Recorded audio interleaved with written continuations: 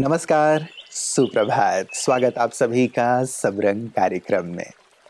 मित्रों, श्री कृष्ण जी पांडवों के साथ वन से गुजर रहे थे। अचानक तेज दुर्गंध आने लगे। सबने अपने नाक बंद कर लिए। जब उधर और नजदीक गए तो उन्होंने देखा कि एक कुत्ता मरा हुआ पड़ा है। लोग जैसे तैसे अपना नाक बंद करके वहां से निकले, लेकिन श्री कृष्ण जी वहां रुक गए। पांडव वहां से आगे निकल गए थे। उन्होंने मुड़कर देखा, श्री कृष्ण जी वहां खड़े कैसे हो गए हैं, इतनी दुर्गंध हो रही है। उन्होंने कहा कि केशव आइए, इतनी दुर्गंध में आप कैसे खड़े हुए हैं वहां पे। लेकिन वो अपलक उस कुत्ते की ओर देख रहे थे, मृत कुत्ते की ओर। उन्होंने कहा कि मैं इसकी आंखों में देख रहा हूं, इसकी आंखें योगी की तरह बिल्कुल स्थिर हैं। कहने का भाव मित्रों कि जीवन में बातें, परिस्थितियां कैसी भी हों, वहां से हम क्या लेते हैं, क्या देखते हैं, वो बड़ा महत्व रखता है। यदि हमारा दृष्टिकोण चीजों को देखने का सही सही हो जाए, सकारात्मक हो जाए, कई बार चीजें विपरीत होती हैं। जैसे यहाँ भी दुर्गंध आ रही थी, लेकिन श्री कृष्ण जी को वो दुर्गंध नहीं भास रही थी, बल्कि वो उस चीज को देख रहे थे जो चीज उन्हें बहुत आकर्षित कर रही थी और जो प्रेरित करने वाली थी। जीवन में यदि उतार चढ़ावों में ऐसे ही हम अपने नजरिए को बहुत पॉजिटिव कर लें, सकारात्मक कर लें, तो जीवन ऊंचाई की ओर चलता चलता है। हम सफल होते चलते हैं, कहीं भी अटकते नहीं हैं। तो हम अपने नजरिए को कैसे सुंदर रखें, श्रेष्ठ रखें, आज का सबरंग इसी पर केंद्रित रहेगा। और शुरुआत कर रहे हैं सुवाक्य से। उचित दृष्टिकोण जहाँ, दृष्टि की दिशा वहाँ। दृष्टि इंसान की अंतरात्मा की एक छवि है। कहते हैं आंखें इंसान के हृदय का आईना है, इसीलिए विचारधारा जैसी, देखने का नजरिया भी वैसा। अर्थात हम जैसी सोच पोषित करेंगे, बिल्कुल वैसा ही दृश्य हम देखना पसंद करेंगे। अगर मन में सबके लिए सद्भावना है तो हम किसी की ग्लानि होते हुए कभी नहीं देखेंगे, लेकिन उसका निवारण करेंगे और परिस्थिति को सही दिशा प्रदान करेंगे। अगर हम समाज को सुधारने के इच्छुक होंगे तो अन्याय होते हुए कभी नहीं देखेंगे, लेकिन उसका घोर विरोध कर न्याय को स्थापित करेंगे। यह समझना जरूरी है कि दृष्टि के आशीर्वाद से बहुत सारे लोग वंचित हैं, लेकिन वे भी अपनी श्रेष्ठ विचार रूपी दृष्टि से महान कार्य करते हैं। तो अगर ईश्वर के दिए दृष्टि की सुंदरता को सफल बनाना है तो मन की आंखों को सही दिशा प्रदान करना पड़ेगा। मित्रों, मास्टर जी ने दो विद्यार्थियों को बुलाया और टेबल के दोनों ओर खड़ा कर दिया। एक राइट पे, एक लेफ्ट पे। बीच में एक बड़ा सा बॉल रखा हुआ था। उन्होंने राइट वाले से पूछा, बताओ इसका कलर कैसा है? उसने कहा सफ़ेद है। लेफ्ट वाले से पूछा, बताओ इसका कलर कैसा है? उसने कहा कि ब्लैक है, काला है। अब दोनों अपनी बात पे अड़े हुए थे कि नहीं, सफ़ेद काला। आपस में द्वंद्व होने लगा, लड़ाई होने लगी। मास्टर जी ने कहा, अब मैं जहाँ खड़ा हूँ वहाँ आकर के देखो। दोनों वहाँ आए, देखा, दोनों अपनी अपनी जगह पर सही थे। सचमुच हम एक ऐसे स्थान पर खड़े होकर के चीजों को जब देखते हैं तटस्थ भाव से, साक्षी भाव से कि चीज कैसी है, तो सही निष्कर्ष पर पहुंचते हैं। और यदि द्वंद्व की बजाय हम एक दूसरे के नजरिए को समझने की कोशिश करते हैं, तो वहां आपसी द्वंद्व समाप्त हो जाता है और एक समाधान निकल जाता है। इसीलिए अपने नजरिए को हमें दूसरे पर भी नहीं थोपना है और दूसरे के नजरिए को समझने की कोशिश करनी है। जब हम थोड़े से तटस्थ भाव से, साक्षी भाव से चीजों को देखते हैं, तो चीजों को सही सही समझ पाते हैं। तो ये समझ हम जरूर अपने अंदर विकसित करते चलें, ताकि द्वंद्व से मुक्त रहें और सही नजरिए के साथ जीवन में आगे बढ़ सकें। और आइए आगे बढ़ते हैं सेहत की ओर। इस वेदर में, शीत ऋतु में सबसे कॉमन प्रॉब्लम होता है कॉमन कोल्ड, फ्लू, सर्दी, गला खराब होना, अपर रिस्पिरेटरी इन्फेक्शन। क्योंकि जो ड्राई और कूल एयर चल रहा है, अगर हमने अपने को प्रोटेक्ट नहीं किया तो वो हमारे थ्रोट को, नोज़ को, एरिया को डैमेज करती है, जिसके कारण उस व्यक्ति को बार बार खांसी आती है, अनकंफर्टेबल हो जाता है, फीवर आने लगता है, थकान आने लगती है। इनसे हमें अपने को बचाव रखना है। तो पहला बचाव है कि हम वार्म वाटर पिएं इस सीज़न में। कोई भी ठंडी चीज़ों का उपयोग न करें। सलाद का उपयोग भी देखकर करें कि कहीं वो हमारे थ्रोट को इरिटेट न करें।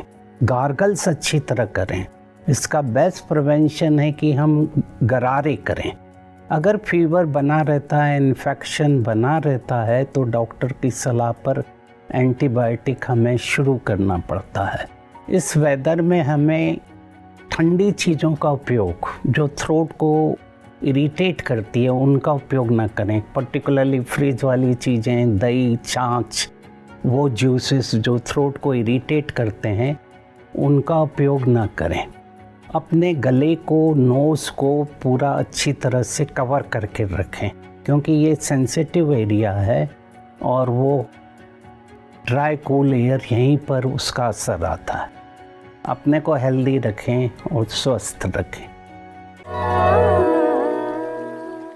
एक नायक की घटना याद आती है। उनका एक सैनिक भागा भागा आया और उन्होंने कहा कि हम चारों तरफ से अपने शत्रु सेनाओं से घिर गए हैं, अब क्या किया जाए, अब तो हथियार डालना ही पड़ेगा, हमारी मौत निश्चित है।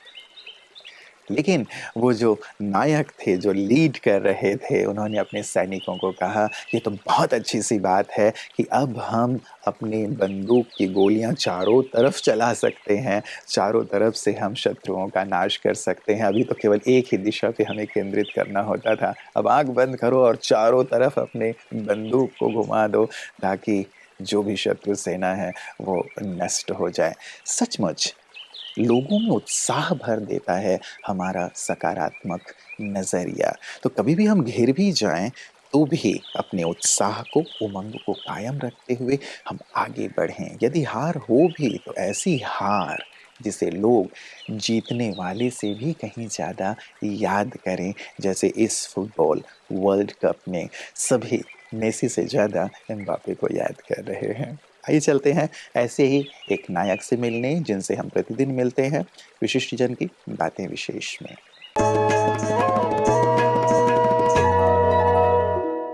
हमें लगता था शुरू से कि मैं परफेक्ट हूँ, मुझ में कोई कमी हो ही नहीं सकती है। ये अभिमान नहीं था, स्वाभिमान था। की बात। लेकिन कहीं ना कहीं अभिमान छुपा हुआ था। कुछ ऐसा हुआ था जो मैं आपको शब्दों में नहीं बताऊंगी, लेकिन उससे मुझे ऐसा लगा कि जो चीज मैं जान नहीं रही थी वो अभिमान मेरे अंदर छुपा हुआ था, और इन 2 दिन के अंदर वो बिल्कुल क्लियर हो गया।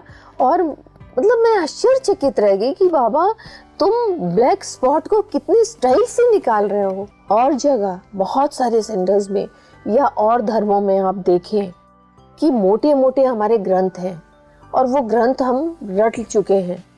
भागवत कुछ नहीं तो मैंने कितनों बार पढ़ा होगा, लेकिन यहाँ 2 पेज का ग्रंथ, और भागवत भी हो तो 9 दिन का होता है, नवरात्रि 9 दिन का होता है।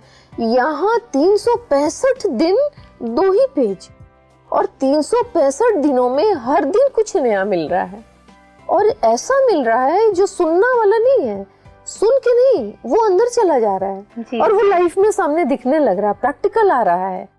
तो व्यक्तित्व को देख के खुद को यकीन नहीं हो रहा है कि इतना कुछ इतने कम समय में बदल जाएगा। अभी मुझे 1.25 साल को नहीं हुए और मैं 3 बार तितलियों की तरह उड़ के फूल पे आ गई। तो ये चमत्कार नहीं है तो क्या है? चमत्कार है, शब्द नहीं है, मैं एक्सप्लेन नहीं कर सकती। अपने नकारात्मक पक्ष को कभी भी खुद पर हावी ना होने दें, लेकिन अपने पॉजिटिव पक्ष को हमेशा बहुत मजबूत रखें कि मैंने जो ठाना है, मैं जो कर रहा हूँ वो करके रहूँगा, होके रहेगा, ईश्वर मेरे साथ हैं। और जब ऐसे नज़रिए के साथ हम आगे बढ़ते हैं, ईश्वर की सचमुच बहुत मदद हमें मिलती है। और कैसे ये मदद मिल सकती है और हम अपने नज़रिए को भी कैसे ऐसे सकारात्मक रख सकते हैं, हमेशा यही सिखाती हैं ब्रह्मा कुमारी बहनें और उनकी इन सेवाओं को हम देखते हैं प्रतिदिन पीस न्यूज़ हाइलाइट्स में। आइए देखें। ब्रह्मा कुमारी संगठन समाज के हर वर्ग की सेवा करता है। इन्हीं सेवाओं को आगे बढ़ाते हुए ओडिशा के रायगढ़ ब्रह्मा कुमारी सेवा केंद्र ने अपनी स्थापना के 25 साल पूरे किए। स्वर्णिम भारत का आधार दया और करुणा के थीम को लेकर सेवा केंद्र की रजत जयंती पर एक भव्य कार्यक्रम का आयोजन हुआ। कार्यक्रम में मुख्य वक्ता के रूप में मुख्यालय माउंट आबू से पधारे बी.के. सूरज ने अपने वक्तव्य में बताया कि किस तरह दया और करुणा हमारे जीवन को प्रेम और शांति से भर सकते हैं और किस तरह हम आने वाले स्वर्णिम भारत का हिस्सा बन सकते हैं। कार्यक्रम में रायगढ़ के एसपी श्री विवेकानंद शर्मा मुख्य अतिथि के रूप में पधारे। माउंट आबू से पधारे बी.के. गीता तथा बी.के. रोहित ने भी अपने अपने वक्तव्य रखे। ब्रह्मा कुमारीज नबरैंग की सब जोन प्रभारी बी.के. नीलम ने सभी को अपने आशीष वचन सुनाए। लगभग 1350 लोगों ने इस आयोजन का लाभ उठाया। सांस्कृतिक कार्यक्रमों द्वारा सभी का मनोरंजन भी किया गया।